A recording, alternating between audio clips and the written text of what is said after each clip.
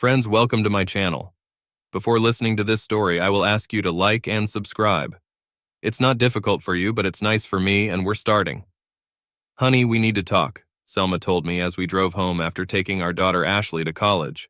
We'll be home in Rocky Mount, North Carolina in an hour, so we'll have plenty of time to talk, although it was an uncomfortable trip. Yes, I think we should, I replied. I knew she was going to say, "You still haven't completely forgiven me, even after 8 years. I think we need to see a psychologist again. We should be able to put this in the past and look forward to our future, growing old together, traveling, and pampering future grandchildren. I've been thinking about this trip home. I've been thinking about this for the last 8 years, shortly after that fateful day. The day I found out my wife was cheating on me. It was in the spring, 8 years ago. I was running some errands for work when I saw something bright yellow out of the corner of my eye. I looked and saw a new yellow Nissan Xterra in the parking lot of the Doubletree Hotel. We had just bought this car 6 months before, so the yellow color caught my attention. A slightly different shade of yellow Pontiac Aztek was parked next to her. Our friends, Jim and Sheila Henderson, bought it a few months ago. Selma and Sheila must be having lunch at the hotel restaurant, I thought to myself. I'll just pop in and say hi. So I pulled into the parking lot and parked next to my wife and Sheila's cars. I entered the restaurant and looked around. I didn't see them, but there was a table that looked like 2 people had just eaten there. They must have gone to the bathroom, I thought. So I went to the entrance of the hotel, where the toilets were located. I waited there for about 5 minutes. I must be waiting in the wrong place, I thought. They were probably leaving the hotel when I entered the other entrance. So I went to the entrance and looked out. Both cars were still parked there, and there was no one around them. I turned around and saw my wife holding hands with Sheila's husband, Jim. Then Jim bends down and kisses her passionately. Then they turn to the front desk and return the room key card. I was stunned, to say the least, but I wasn't paralyzed by inaction. I made a remark to the couple standing at the counter. I turned Jim around and yelled, "You asshole!" and hit him right in the nose. Blood gushed out almost immediately. My wife gasped, and I turned to her and said, "And you're a fool and a cheater. Don't come home tonight. I can't promise that I won't do the same to you." I turned around and ran out of the hotel. I walked briskly towards our cars.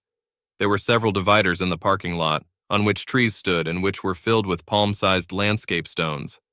I picked one up and threw it right into the windshield of Jim's car. The impact left a large dent and a web of cracks cascaded out of it. I jumped into my car and drove out of the parking lot. I was so stressed out that after a couple of blocks I had to pull into the McDonald's parking lot to try to calm down. While I was sitting there trying to relax, my phone rang. I looked at the number. It was Selma. I screamed, "Fool!" and turned off the phone. Then I said it was unclear to whom out loud, "I don't want to talk to you, you cheater." How long has this been going on, I thought. They definitely looked quite comfortable with each other. Besides, they didn't look like they were trying to sneak in unnoticed. Their willingness to kiss while standing at the front desk was eloquent enough to realize that they had been fooling around for quite a while. I should have told Sheila. She had to hear it from me before Jim or Selma tried to do anything about it. I turned on the phone again. There were already 3 messages. I ignored them and called Sheila. She was a stay-at-home mom and only worked part-time at the library while her children went to school. I hope she had a day off today, or at least she'll be able to answer the phone. I was lucky, she replied. And how do I tell her that her husband is a cheating snake? I've always been kind of a straight man, so I acted straightforwardly. "Oh, hi, Kurt." Then she asked, "How can I help you?" She was in her working mode, and therefore this expression appeared just naturally. "Sheila, I do not know how to tell you this, but I just caught Jim and Selma checking out of the hotel. They were very affectionate, so I have no doubt that they cheated on us." She gasped and said, "Not again. Well, he just screwed himself to the wall." "Wow, that wasn't the answer I was expecting," I said, confused. "It's not the first time. In fact, as far as I know, this is the 3rd time. After the last one, I had a prenuptial agreement drawn up and we both signed it. Any deception by any of our parties meant that the fraudster leaves with nothing and has to contribute to household expenses and pay child support, depending on the percentage of income at that time. He will pay the mortgage, child support, and spousal support. He screwed up. I knew it would happen again, but he begged me. He didn't want to be a part-time father. Well, that's what he's going to be now." She was furious. However, I could tell she was probably thinking about it a lot from the first 2 times. When she mentioned children, it made me think. Our children, Jason and Ashley, were the same age as Sheila and Jim's children, Ethan and Emily. They were 12 and 10 years old, respectively. I knew I wanted a divorce, but I also knew I didn't want to be a part-time dad. Then Sheila asked, "How are you, Kurt?" Honestly, I was kind of numb. I do not know what to think or what to do. I think I'll need to talk to a lawyer, see what my options are.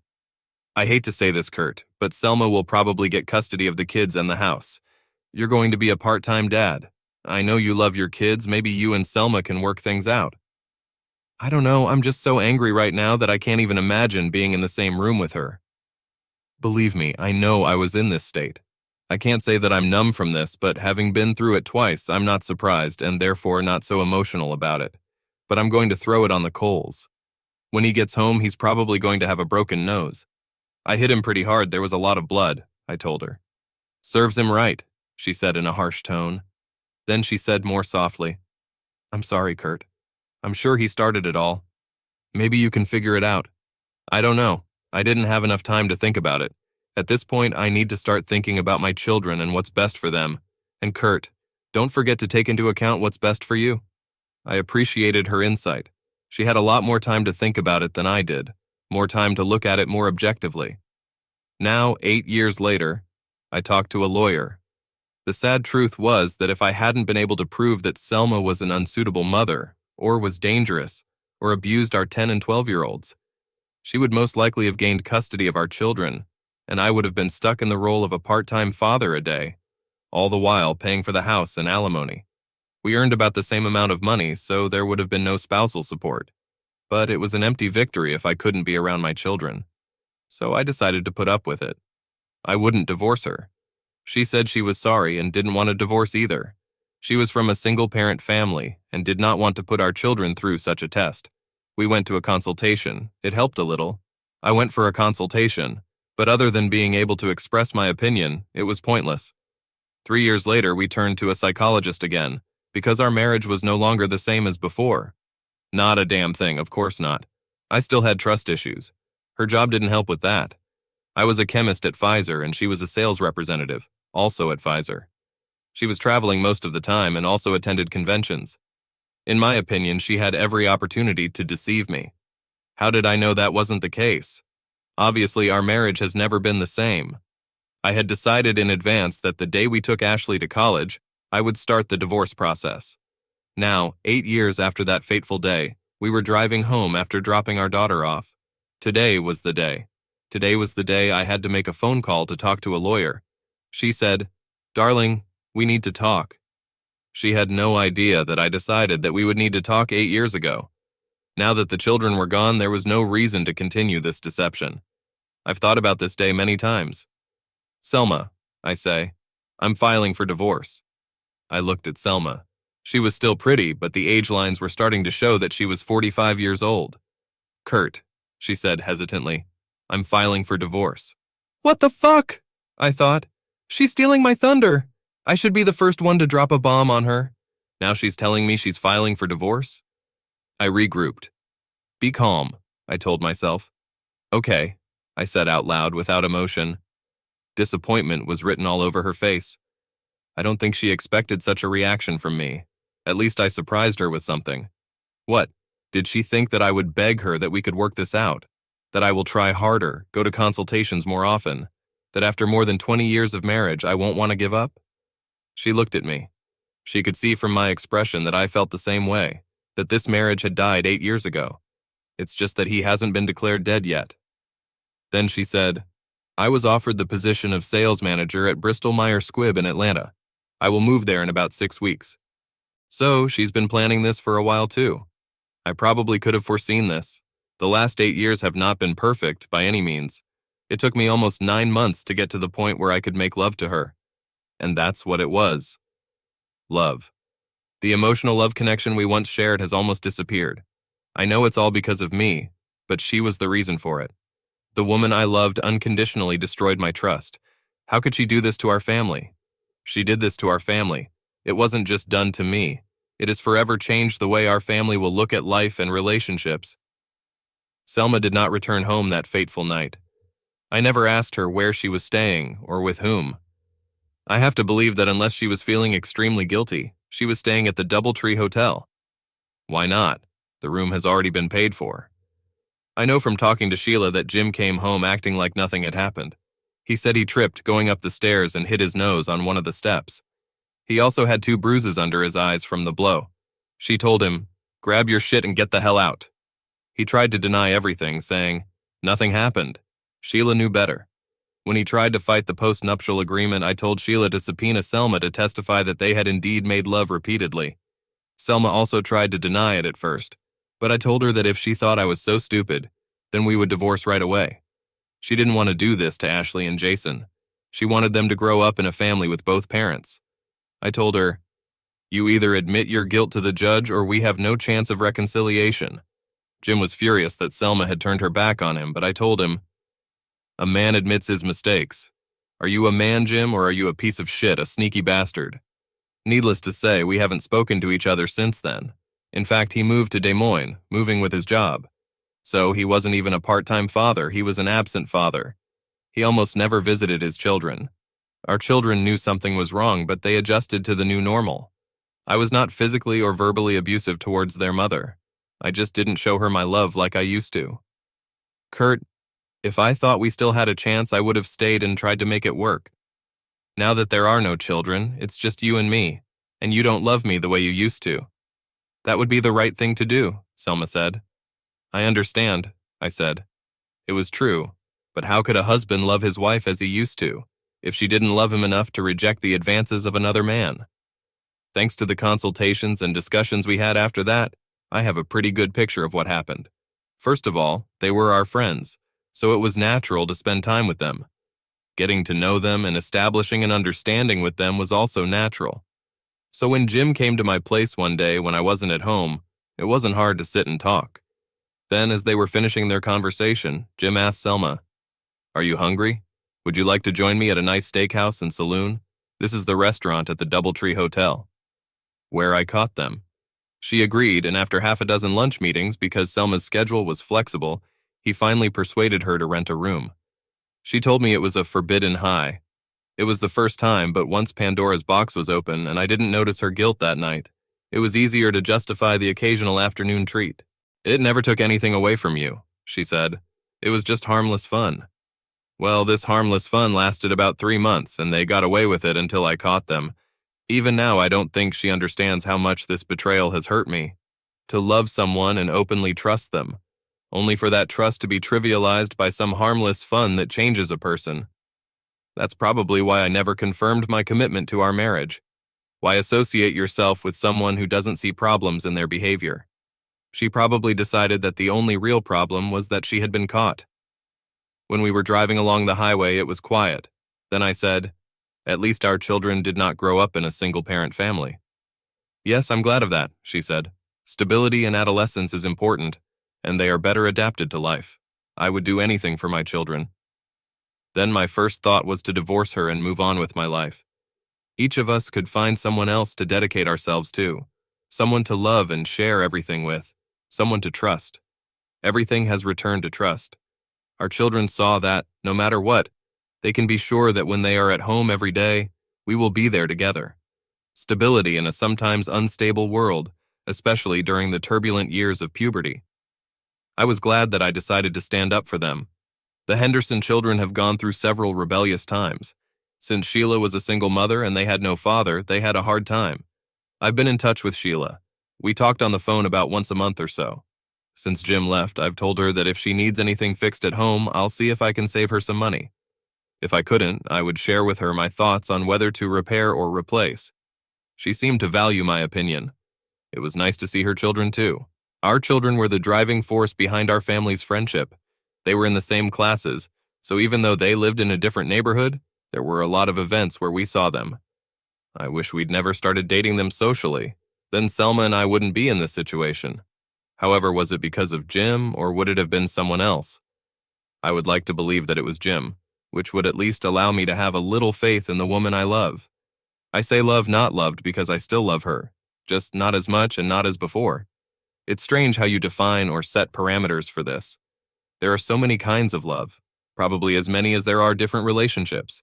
However, unconditional love is something I've been thinking about a lot lately. Does such a thing even exist? You could say that you love someone unconditionally, for example, your children, but if they started disrespecting you, or God forbid, would physically or verbally abuse you and show active negativity towards you every time you communicated with them, you would still, did you love them? What if they tell you, we never want to have anything to do with you again, and cut you out of their lives?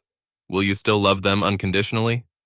Fortunately, this is not what I have to suffer for. My relationship with my children is very strong. As if reading my mind, Selma said, I am glad that we have good children who love us. They have grown up to be wonderful adults and will one day become wonderful parents, and we will be grandparents. That's right, I said. They really did it. They showed respect to each of us and to others. They are well adjusted, and I had no fears for their future.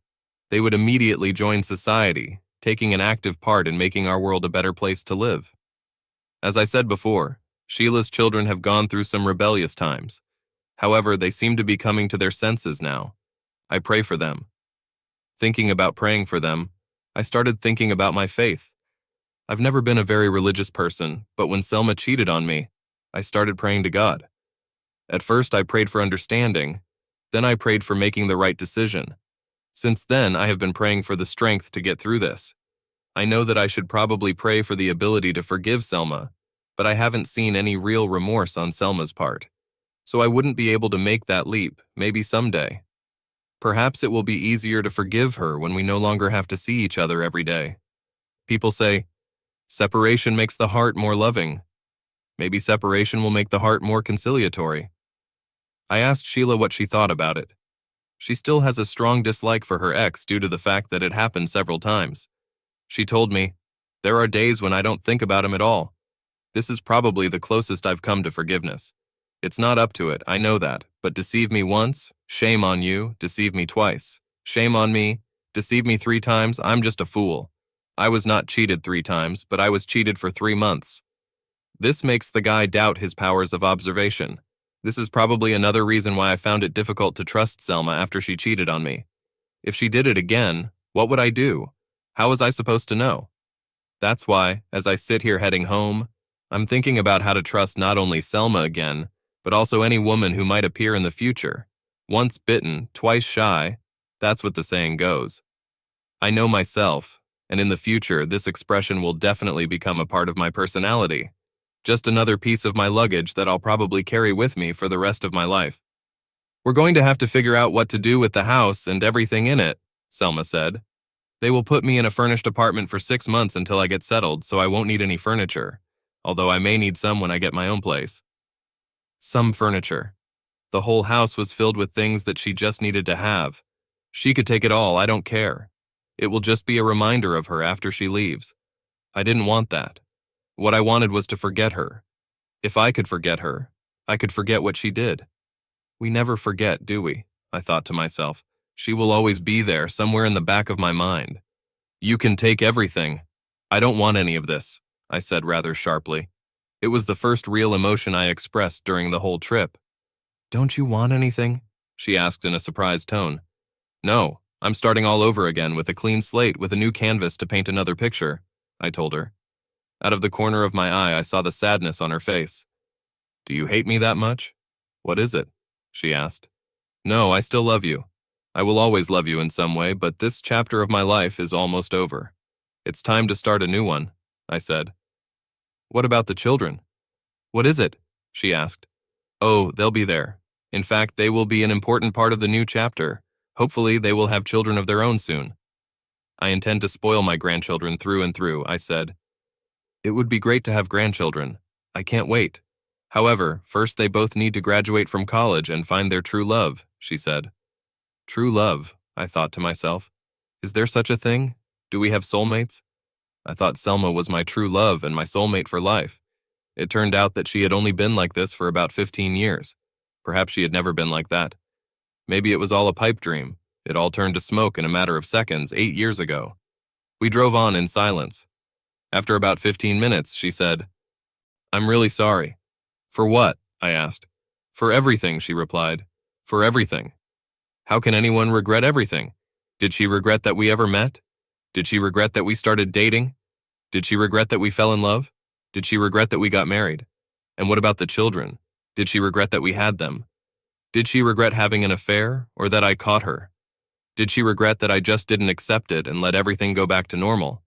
Or was she sorry that she was divorcing me? I certainly don't regret it. I just wish she wouldn't beat me to the punch. She was crying quietly. Why was she crying?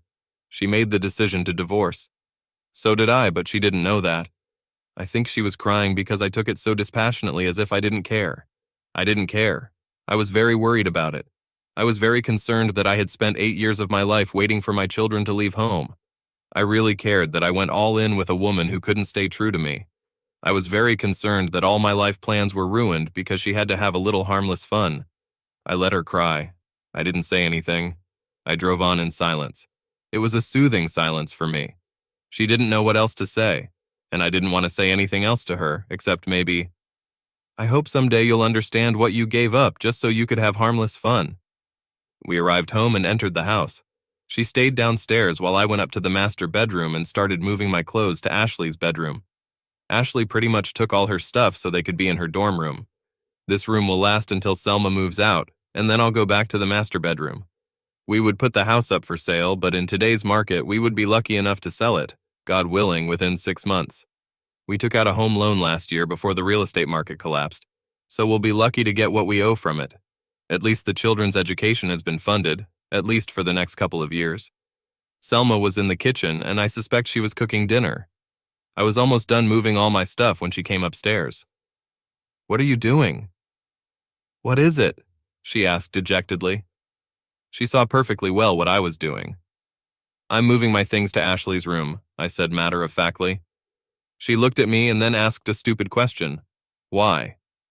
I turned away to put the last of my socks in the dresser and just looked at her. "You didn't have to do that," she said. "We could spend the next 6 weeks in the same bed." "That's the best way," I said, without any emotion in my voice. "Nothing should change," she said. "We could still act like an ordinary married couple." We have not been an ordinary married couple for the last 8 years. Of course, there were times when we laughed, had fun, and did what every married couple does. There were even good times in those years. There were times when I didn't even think about her betrayal, but whenever we started doing something physical and loving, the memories always came back. Our lovemaking was good, but after that it was never great. Deep down, I've always held back. I'm sure she felt it too. "Selma," I said, "you'll be gone in 6 weeks, but the truth is you left me 8 years ago. I know it was painful. I could see it in her face. If she had any doubts about her decision to divorce, they are now gone." She knew that I had no reservations. It was the right decision for both of us. She hesitated, turned around, and then said, "Dinner will be ready in about 15 minutes. The next 6 weeks were filled with packing. We talked to the realtor about selling the house. He said that in the current market, the sale could take up to 6 months or more. I would stay until the house is sold. Breaking the news to children is what we did together. We went to each of their colleges and took everyone to a nice restaurant. Jason took it the hardest. We all had wet eyes when we discussed the divorce. It would be friendly. "Although we still love each other, we have grown apart," we told him. "He'll find out the truth a couple of months later when he asks me why we're getting divorced." I couldn't lie to him, so I told him everything. Ashley's reaction surprised both of us. We sat down and started eating. She could tell that something was wrong. We asked Jason not to tell her anything, but I'm sure he mentioned something that put her in such a mood. Selma said, "Honey, we need to talk." She replied, "Yes, I think we should." There wasn't much emotion in her voice. "Darling, it's not easy to say." She hesitated and then said, "Your father and I are getting a divorce." After a second or so, she said, "Good." I had a memory from 8 years ago. My daughter was more like me than I had imagined. She handled the situation stoically, completely without emotion. This attitude made Selma stutter when she tried to comfort Ashley. Ashley said, "I understand, Mom, I'm not a little girl anymore. I can handle it. I thought we had shielded our children from our problems 8 years ago." These comments of hers made me think that no matter how hard we tried to hide it, she knew. Maybe she overheard our argument and kept it to herself the whole time. I felt sorry for her. She shouldn't have worried about the problems we were having at such a young age. The rest of the meal was spent in a gloomy mood. She really seemed to agree with all of this. We were the ones who had a hard time coping with our daughter's reaction. The day came when Selma left for Atlanta. We didn't say much. She told me, "I still love you." I told her, "I wish you success in your work and in your life." Then she said, "If you need anything, let me know. Selma, we will see each other at special family moments, graduations, weddings, and the birth of our grandchildren. Let's be cordial and pleasant to each other." "Of course we will, Kurt, and we will both pamper the grandchildren as we always planned." I smiled and said, "I know that's what we're going to do." She smiled at it too. That night it was a little surreal to wander around an empty house. She took photographs, trinkets, and several pieces of furniture, as well as her clothes and jewelry. Because of this, the house seemed more empty than it actually was. However, to be honest, 8 years ago she took something out of the house, which made it seem more empty then too. The weeks turned into months, and finally the divorce was resolved. No fanfare, just a letter in the mail saying that I was now a single man. I didn't celebrate as much as I could. It seemed to me that I had somehow failed. I haven't heard anything from Selma, but I'm sure she got the same notification. There was probably nothing special about it. I'm sure she's already moved on and started dating again. However, I was in no hurry. Ashley called me like that the following week. I think Selma must have called her. Ashley wanted to sit down and talk to me. I told her, "Of course, darling. Can you come home this weekend? Then we can talk." "Yes, Dad, I'll be home Friday night." When we sat down to our conversation, she told me something that made me sad for my daughter. "Dad, I knew something was wrong more than 8 years ago. I overheard you and Mom arguing. I didn't understand it at the time. You accused her of cheating. I knew even earlier that cheating was wrong. I just couldn't understand why it was so important. I didn't realize this until a few years later. You were screaming that your mom was cheating on you with another man. I also heard that you won't divorce for Jason and me. We discussed everything that happened. She understood what I had done and why. She told me she never told Jason. She knew Jason couldn't handle it. He idolized his mother. My daughter was an amazing person. She would be a great mom." 3 years later, I finally met a woman who completely changed my life. I was 48 years old and I was a little hesitant to get involved with someone. I met a 40-year-old woman named Jackie. She was a divorced woman with 2 children, actually already adults, 18 and 20 years old, a girl and a boy respectively. 6 years ago, she decided not to wait for the children to grow up and divorced her unfaithful husband. When we first started dating, being assigned to a blind date, we both still had trust issues. I didn't want to waste her time, so on the first date I told her all about my past failure and told her, "I have trust issues because of this." She looked at me with tears in her eyes and said she understood completely. We moved slowly, trying to protect ourselves, but at the same time trying to open up to each other a little bit. After 6 months, we finally trusted each other enough to take our relationship to a new level. To say that I was nervous would be an understatement. She was the first woman I've been with besides my wife for over 25 years. We clumsily made our way through it, laughing from time to time at the awkwardness of different situations. However, we finally found our rhythm and spent a few pleasant hours exploring each other's bodies and what each of us liked and disliked. Our relationship developed, and her children, Aaron and Julie, seemed to accept me and even love me. My children met her and her children, and they liked them too. Our children even started going out to have fun together and seemed to get along. I couldn't be happier. After 2 years of dating, we got married. It was a small ceremony, but it was joyful. Jackie and I spent a week in Hawaii, enjoying the sights and each other. I'm sitting here thinking about my life. Jackie and I have just welcomed the birth of our 3rd grandson. Her son Aaron got married 3 years ago, and almost immediately he had children. Not to mention that her daughter Julie got married 18 months ago, and has already given birth too. It made me think about my own children, Jason and Ashley. Jason had 3 serious relationships, but when women started pressuring him to commit, he couldn't handle it. Each of them broke up with him, looking for someone with whom she could spend her whole life. Ashley got married 4 years ago, but was adamant that she would not have children. Her husband didn't feel the need to change that. He liked their freedom. So I pamper my grandchildren from my 2nd marriage. I do not know if I will ever have grandchildren from my own children. After talking to Jason and Ashley, I'm a little doubtful about that. I don't see Ashley changing her mind, and I think Jason will remain single for life. Selma never remarried, preferring instead to date, although the further she goes, the older her boyfriends get older and older than her. She continues to annoy Jason and Ashley because of the grandchildren. I think she will continue to be disappointed, both in the expectation of grandchildren and in her lonely life. I ran into Sheila last week. She told me that she has been a grandmother 5 times already. Her children were both married and had a wonderful life. It seems that after the tumultuous teenage years, they settled down, got degrees, got a good job, and found their soulmates. When I heard that, I thought about it. Did I do the right thing with my children? Have 8 years of marriage just for the sake of children caused irreparable harm to their psyche? Isn't that why one can't commit, and the other doesn't want to bring children into this world? I just don't know, but one thing keeps coming back to me. That's what Sheila said on that fateful day. I said, at this point, I need to start thinking about my children and what is best for them.